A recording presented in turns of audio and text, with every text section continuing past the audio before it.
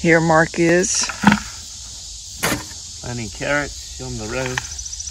Double tilled right there.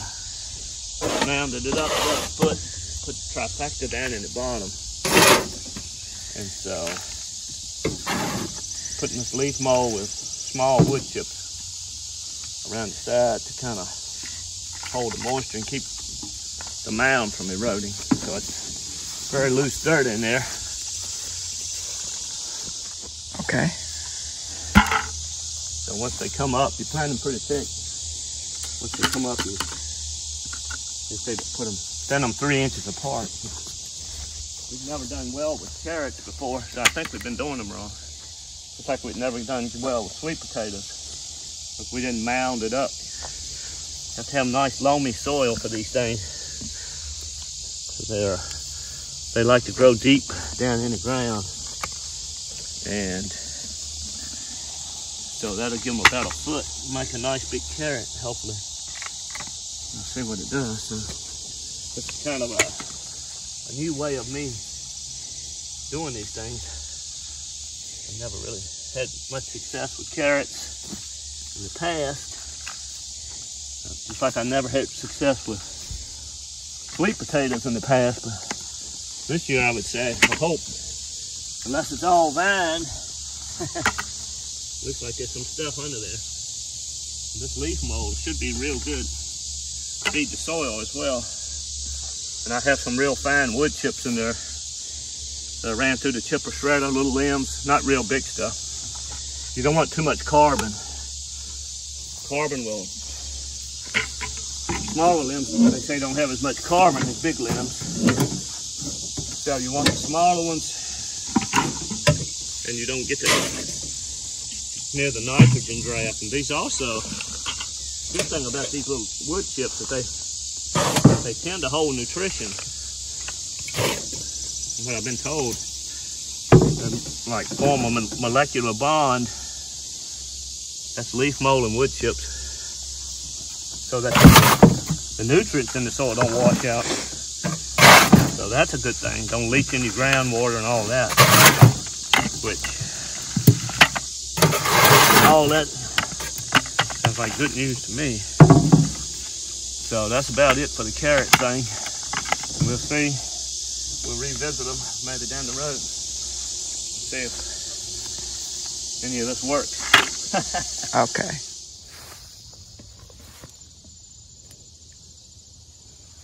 My hibiscus is blooming now.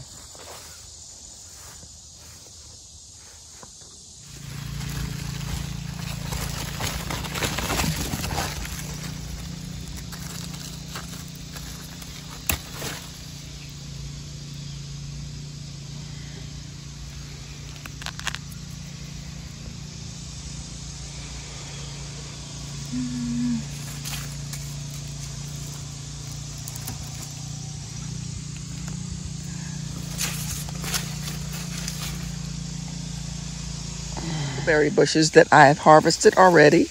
Had to put tulle on it because the birds were getting some of them, but I dehydrated them in the dehydrator and got the elderberries. Here's the lamb's quarter that's growing, and our watermelon vines are doing well here, getting bigger all the time. My sunflowers, succession planting sunflowers, are doing well. And we actually have some little babies, and this is probably the biggest we've ever had. I'd say it's like that. So we'll see if we can actually grow a watermelon this year. That's our beets, mammoth red.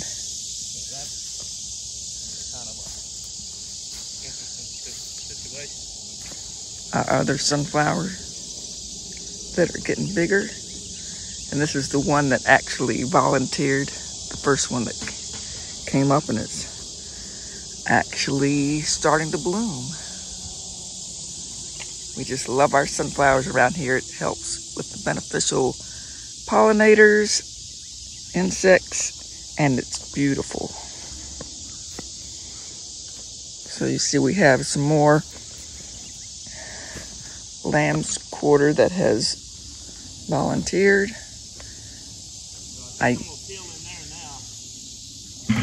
My Cleome volunteer tomatoes. And this is my one of two. What is that?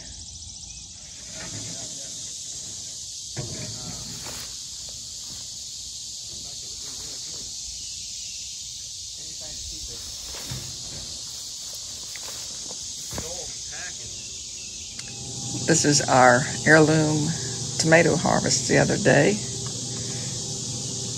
We always pick them green because the bugs start getting to them. And I have to get to them before the bugs.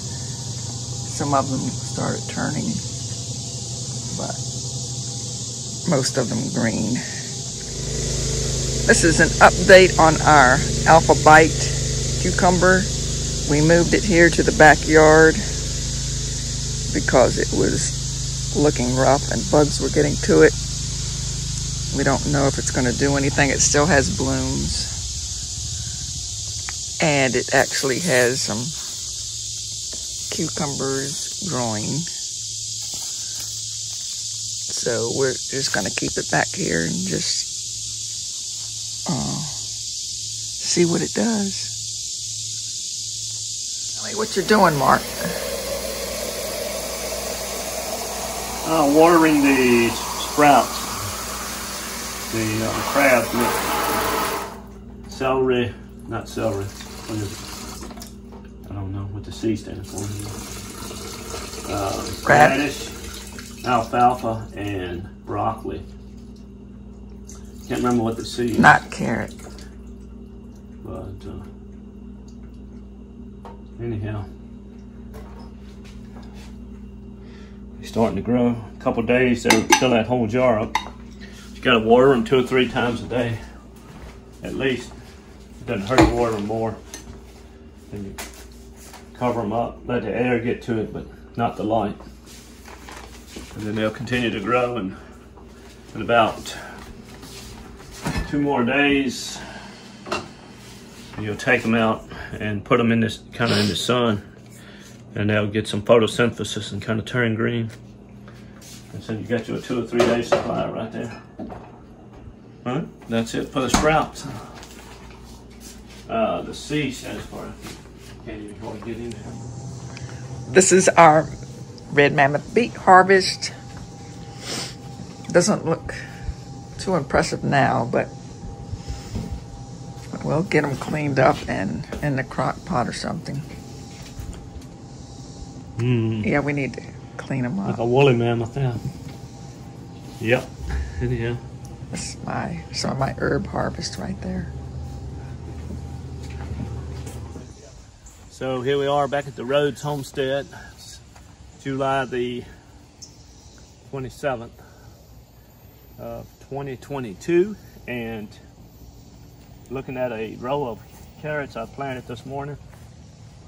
Maybe kind of late, we don't know. But so I used the same method I did for the sweet potatoes. I double tilled, made a nice, got the dirt real nice and worked up there. Then in the bottom I put my fertilizer, my Trifecta Plus, down through there. Then I took the dirt, so that's about a foot of dirt right there, and just took a rake and raked it up into a hill all the way down through there and flattened it out. Cut me a little trench, planted my carrots, tried to get about 4 per inch. They're pretty thick in there, and then I'll thin them out once they come up. Should be about 1 every 3 inches, I think they said. So, may God give the increase on that. So that's where that is right now. Okie dokie.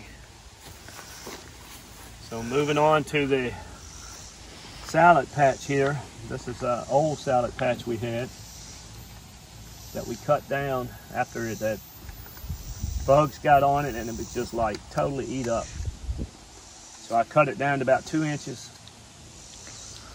above the ground. Just left the leaves laying there. Watered it, been watering it some, and it's coming back out.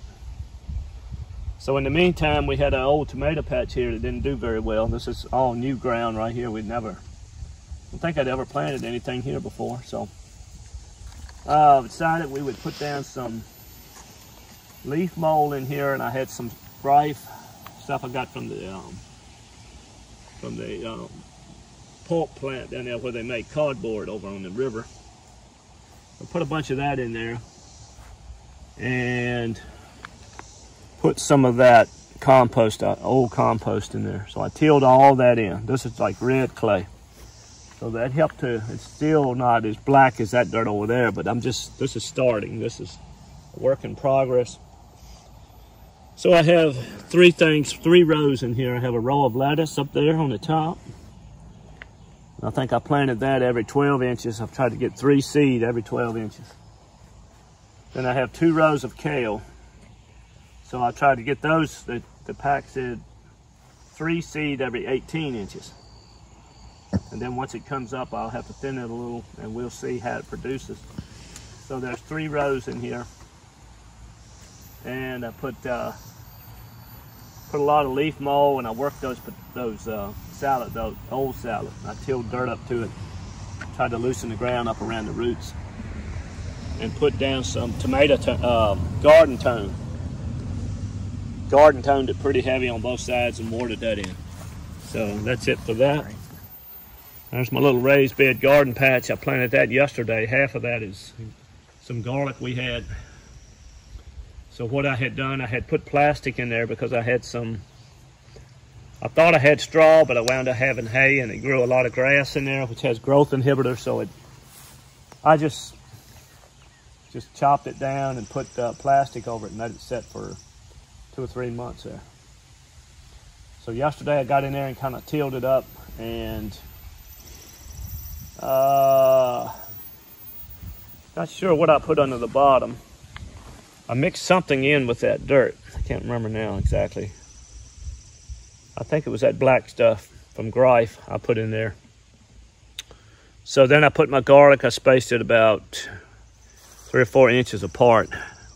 And so all the way down through there, and I pushed it down. I'd have to show you how I put it in the ground. The sharp point down. And not thinking I fertilized it. But then how I covered it with leaf mold really good. So that'll help hold the moisture. So hopefully we'll have garlic late next summer in that little patch there. So moving on to the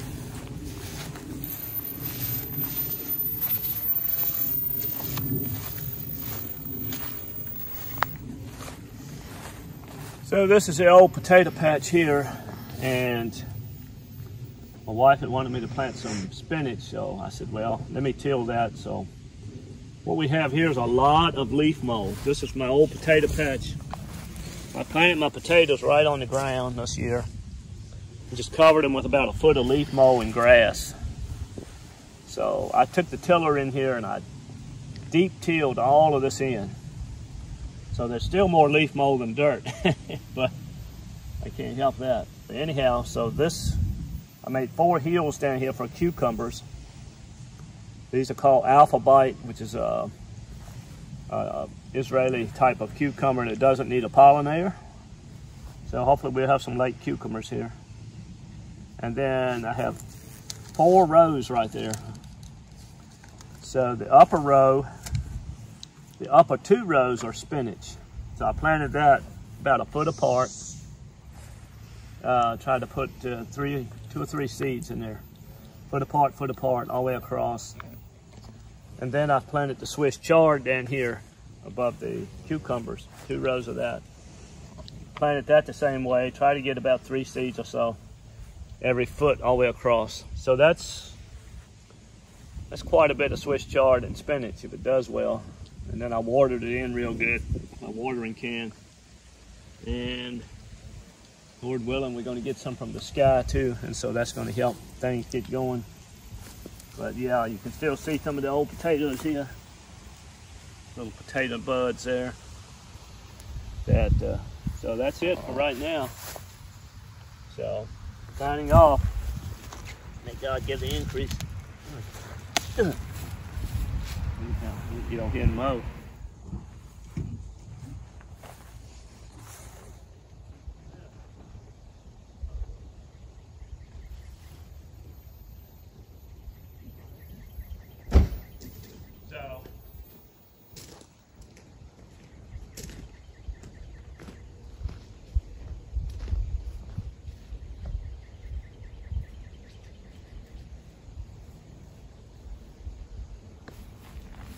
I'd say 10 good feet.